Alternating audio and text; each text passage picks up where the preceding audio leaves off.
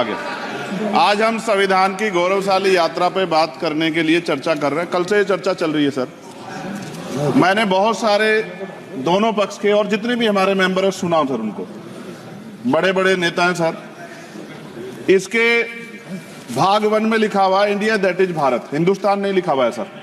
लेकिन सारे नेता संविधान पे चर्चा कर रहे हैं, लेकिन हिंदुस्तान ही कहेंगे, भारत कहने की हिम्मत नहीं जुटा पा रहे हैं। ये बड़ा सवाल है सर कि क्या संविधान के हिसाब से बात रखी जा रही है।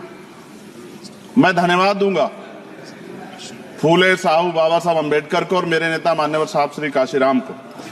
25 नवंबर 1949 को संविधान को सौंपते हुए डॉक्टर बाबा साहब अम्बेडकर ने कहा था कि 26 जनवरी 1950 को हम विरोधाभास भरे जीवन में प्रवेश करने जा रहे हैं। राजनीतिक जीवन में तो हमारे पास समानता होगी, लेकिन सामाजिक और आर्थिक जीवन में असमानता होगी। क्या ये चुनौती आज 75 साल बाद दूर हुई है? भारत ने 26 जनवरी 1950 को संविधान लागू होने के साथ खुद को एक संप्रभु लोकतांत्रिक और गणतांत्रिक राज्य होने का ऐलान किया।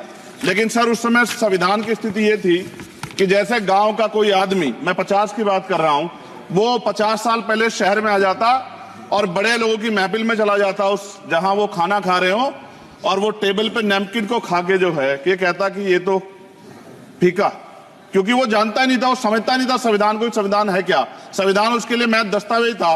ये जिम्मेदारी थी राजनीतिक दलों पे कि वो संविधान को व्यवहार में लेके आते। और इसके इतने सारे आर्टिकल हैं, अगर इनको व्यवहार में लाया जाता तो मुझे लगता कि आज देश बहुत बदल गया होता। बाबा साहब ने कहा था कि लोकतंत्र भारतीय भूमि का केवल ऊपरी पोशाक है, उनके अनुसार यहाँ की संस्कृति अनिवार्य तौर पर लोकतांत्रिक है। भारत जैसे गरीब और गैर बराबरी वाले देश में संविधान के जरिए छुआछूत खत्म करना, वंचितों के लिए सकारात्मक उपाय करना, सभी वयस्कों के लिए मतदान का अधिकार देना और सबके लिए सम्मान अधिकार तय करना, ये बहुत बड़ी उपलब्धि थी सर। ये संविधान है कि आप वहां बैठे हैं और मैं यहाँ खड़ा होकर अपनी बात रख रहा हूं, और इस देश में आदिवासी महिला के तौर पे जो है राष्ट्रपति बनी है, और प्राइम मिनिस्टर तो नहीं बना, लेकिन शेड्यूल कास्ट के बड़े नेताओं को भी जो है राष्ट्रपति बनने का मौका मिला। इस संविधान की देन, अगर वोट हम पे नहीं होता तो शायद अमीर और जो राजा महाराजा खुद को मानते हैं हमारी गलियों तक नहीं आ पाते, हमारे हाल नहीं जान पाते। आजादी का मतलब सर सिर्फ अधिकार पाना बढ़ नहीं है, इसके लिए हमारे संविधान में सरकार और नागरिकों के अधिकारों के साथ साथ उनके कर्तव्यों का विस्तार से उल्लेख किया गया है। बाबा साहब ने संविधान सभा में दिए गए भाषण में कहा था कि स्वतंत्रता आनंद का विषय है, पर अब हमें अपनी जिम्मेदारियों पर भी ध्यान देना होगा। संविधान ने सुनिश्चित किया कि रानी के पेट से राजा जन्म मिलेगा, वोट से नेता तैयार होगा। आर्थिक बराबरी के लिए सरकार क्या कर रही है? गरीब और गरीब हो रहा है और अमीर हो रहा है। सुबह उठते कहीं बम की धमकी मिलती, कहीं दंगे की। ये अमृत काल है सर, यह धमकी काल है। कितना बढ़ रहा है आर्टिकल 15 सर। भारत में आज भी घोड़ी चढ़नी बैठती होती है सर। क्या दलितों को यहाँ भी बोलने का नहीं? सर अगर सबको 4 मिनट दे दो, मुझे दे दो। ये भेदभाव नहीं चलेगा दलितों के साथ। Time is 4 minute, don't waste. भाई सर आप चेक करो, अगर सबको 4 मिनट दिए तो आप मना करो, मैं बंद कर देता हूँ इसको। क्या दलितों को सबसे आखिरी में नंबर मिलेगा और बोलने का मौका मिलेगा? क्या मजाक कर रहे हैं सर आप? नो, ये all independent people are having only 4 minutes. You take sir. Independent में अपनी पार्टी का मेंबर हूँ सर, और जीत के आया हूँ सर, किसी की दया में नहीं आया। Take 1 minute and finish sir. कल भी बोले एक दलीय पार्टी के लोग, आप मौका दो सर।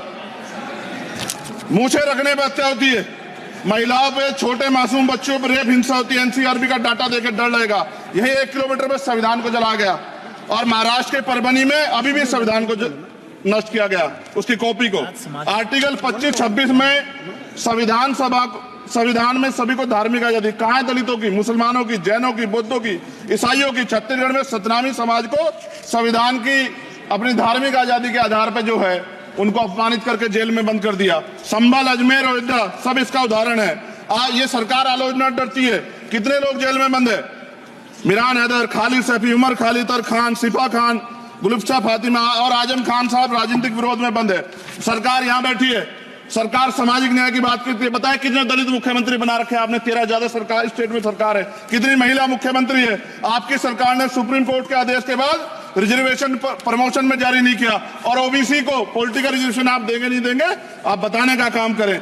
मैं 75 साल की गौरव यात्रा में हम एक सभ्य समाज नहीं बना पाए, इसलिए जाति आधार पर SC ST OBC के बच्चों को प्राइमरी स्कूल से लेकर उच्च संस्थानों में भेदभाव किया जाता है।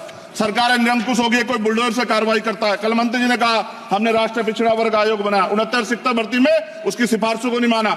ईडब्ल्यूएस के जरिए आपने संविधान पे, आरक्षण के प्रावधान पे हमला किया। 1 मिनट में खत्म कर रहा हूं सर। संविधान सर, न्यायपालिका में आर्टिकल 124 ये कहता है सर, ये अधिकार जो है। Sanjay sir, please conclude. Sir 1 minute में Please, please conclude. संविधान में न्यायाधीशों की नियुक्ति का अधिकार राष्ट्रपति के द्वारा होना चाहिए, अभी तक नहीं हो रही है। All India judicial service commission कब बनेगा? क्या चंद परिवार ही सर जज बन सकते हैं?